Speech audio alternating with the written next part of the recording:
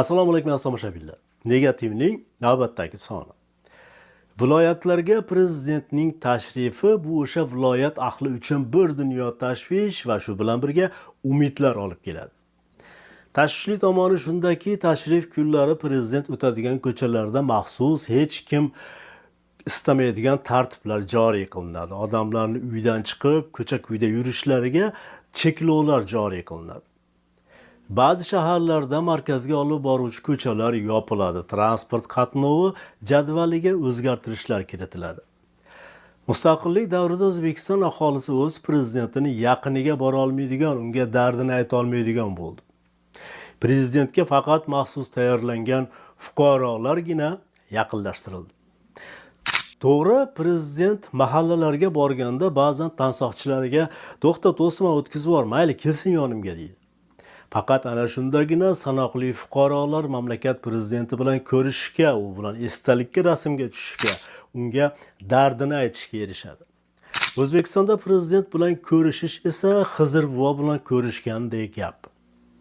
Prezident Shavkat Mirziyoyev oldiga yaqinlashgan odam nimani tilasa o'shani muhayyo qiladi. Haj safarini orzu qilganlar davlat hisobidan hajga ketadi, oliygohga o'qishga kira olmayotganlar imtihonsiz qabul qilinadi va hattoki dissertatsiyam suvga oqib ketdi deb yig'laganlar ertasigayoq fan nomzodi bo'lishi mumkin.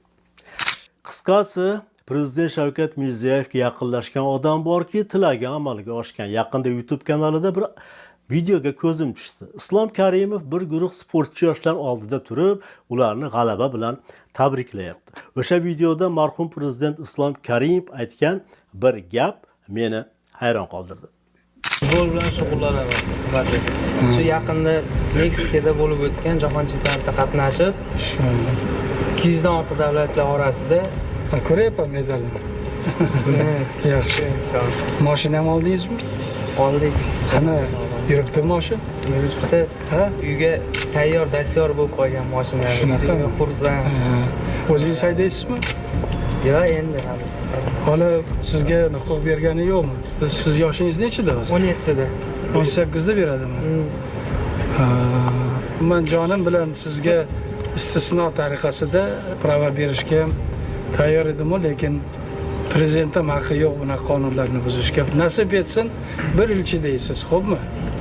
Balkim buni mashina o'rniga boshqa mashina ham keladi, kattarog'i keladi. E'tibor berdingiz?